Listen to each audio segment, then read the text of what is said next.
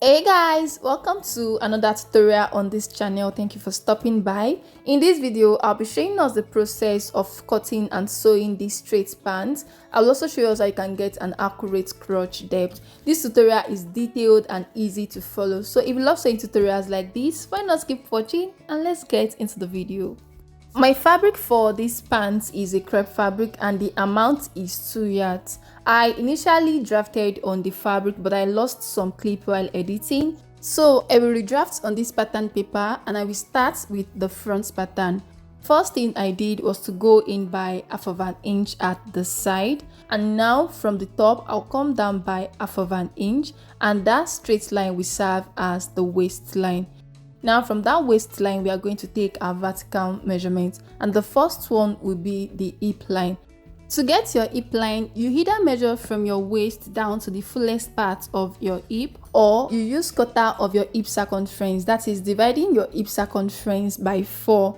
Now my hip circumference is 40 divided by 4, that's 10, which means my hip line is 10 inches. And this pant will have a waistband, and I want the height of the band to be 1.5 inches, which means I will take out that 1.5 from all of the vertical measurements. So I will place my tape exactly 1.5 inches on the waistline, then proceed to mark my hip line, which is 10 inches. Next is the crotch depth. There are several ways to get a crotch depth. Either you add extra inch or inches to your hip line, or you sit on a flat stool, then you measure from your waist down to the surface of the stool. You can also get your crotch depth this way. For me, I will just add extra 1.5 inches to my hip line, making my crotch depth 11.5 inches. Still taking out the band allowance, I will measure my knee line 23 inches and also the length of the pant, which is 44 inches. Then I will add extra 1.5 inches as the hem allowance, then draw straight lines across each point. If you are drafting directly on your fabric, remember your fabric should be on a fold of 2. Again, this is the waistline, the hip line, the crotch depth, the knee line, and the trouser length. Now on the waistline, you will mark quarter of your hip circumference plus extra 1 inch sewing allowance. Mine is 11. Then you mark the same thing on the crotch line and connect the point into a straight line. After that, the next thing to do is to get the crotch extension. For your crotch extension, you either use your thigh circumference divided by 2, then you add extra half inch to whatever measurements you get, or you divide that quarter of your hip circumference again by 4. Whatever measurements you get, you mark it out of this straight line. So mine is 10 inches and 10 divided by 4 is 2.5. Then I will connect the point with a curve to the hip line. The next thing to do is to measure the waist circumference. So on the waistline towards the side, you will mark quarter of your waist circumference plus extra 1 inch as that allowance and another 1 inch as seam allowance. Then connect the points to the hip line this way. Next, I will come to the crotch line and mark half of the measurement there. What I have here is 13.5 and half of that is 6.75. I will mark the same measurement from the side all the way to the end, then connect the points together. Now this line here is the center line and it will help to distribute the measurements equally. On the knee line, I will divide my knee circumference into 2, which is 11 inches, then mark half of that 11 inches on both sides of the center line. On the hem line, I will take out 1 inch from what I have on the knee line, then mark half of that on both sides of the center line. Next is to connect the points together at both sides.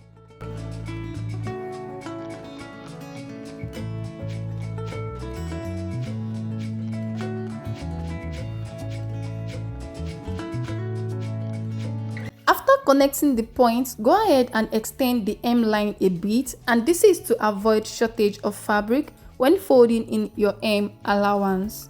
From the waistline at the crotch area, I will come down by half of an inch, This will help take out excess fabric there. Then I will connect the point back to the waistline this way.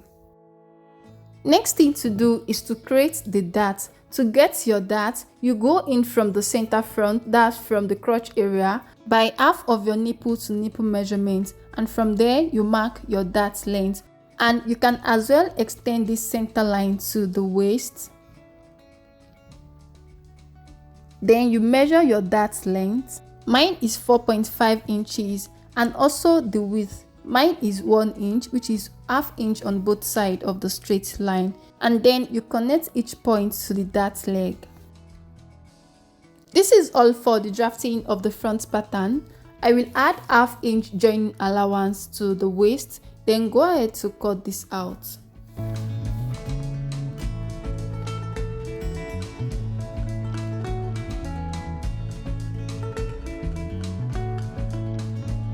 After cutting out your front piece, you should fold another part of your fabric into two for the back, but this time the fold should be wider and longer than the front piece. You can see here that I have excess at the waist and also at the sides. The first thing to do here is to extend the crotch line to the back. And from that line, I will come down by half of an inch. For this back crotch, I want it extended by 2 inches, which I will mark now. And I will also use pencil to indicate the line. Then at the waist area, I will indicate where the front pattern stops.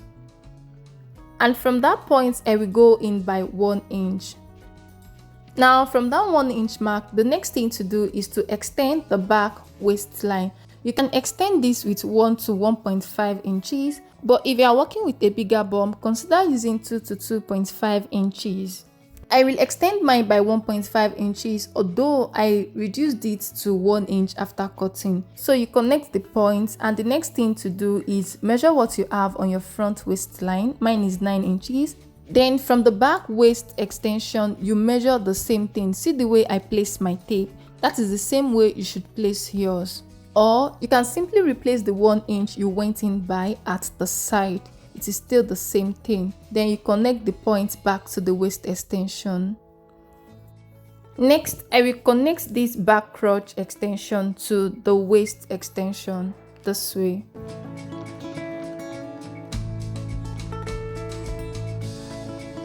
And at the side, I will go ahead to add 1 inch all the way to the hem.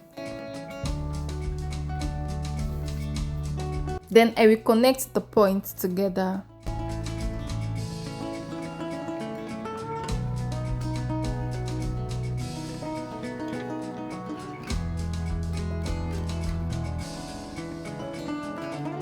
At the other side, I will add 1 inch from the knee down to the hem.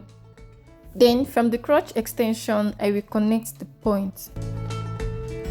The last thing to do here before cutting this out is to add zipper allowance to the back.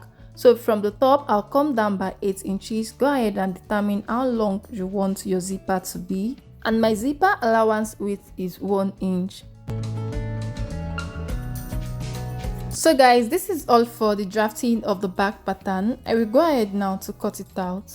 If you drafted on a pattern paper as well and you want to transfer your pattern to your fabric should be on a fold of 2 for each of the pattern.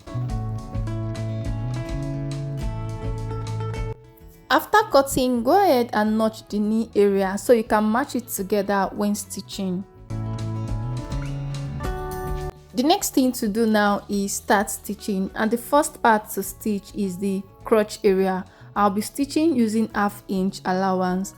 For the back piece, I will close the zipper allowance using a loose stitch, back stitch where it stops, then stitch the remaining part with a normal stitch.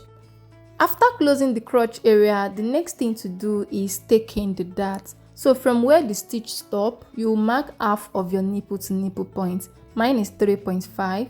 From that point, measure the length of your dart. Mine is 4.5. And for the width, it is 1 inch. That's 1/2 inch on both sides of the line. Then you connect the points.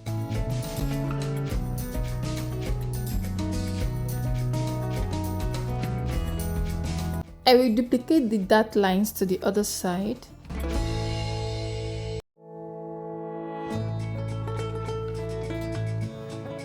To stitch this, you fold your fabric at the center line, then you run a stitch on the dart leg.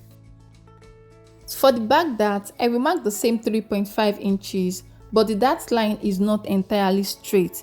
So I'll mark that 3.5 following the crotch direction. For the length and the width, it is the same as the front dart.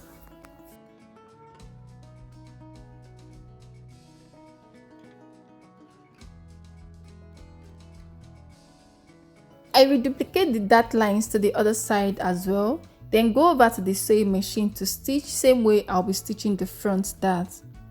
After taking in the dart, this is what I have, and the next thing to do is close the side.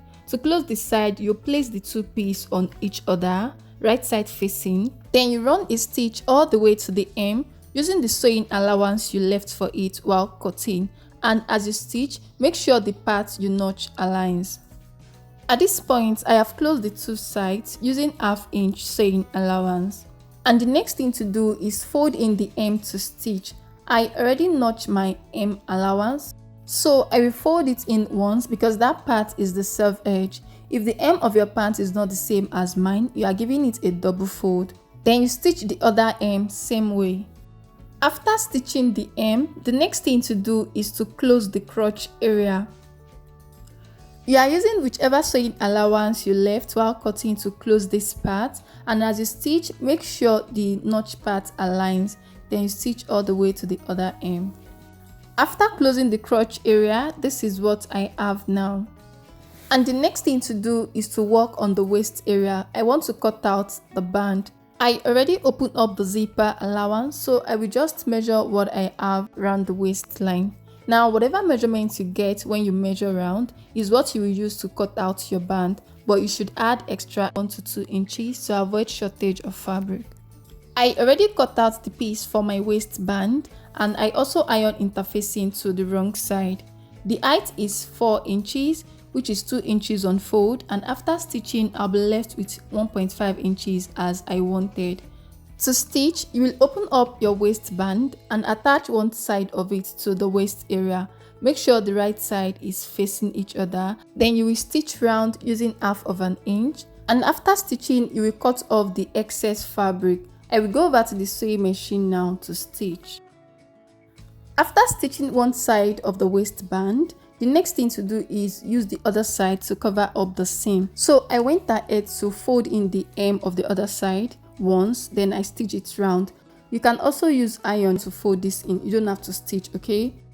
To finish this up, you only need to push in the seam and use the other side of the band to cover it up. I will be stitching this from the right side because I don't want my stitch visible. So I'll pin it down, then go over to the sewing machine.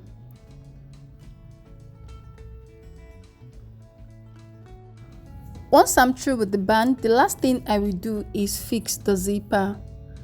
And this is what I have afterwards. The band was carefully stitched and the thread is not visible on the outside.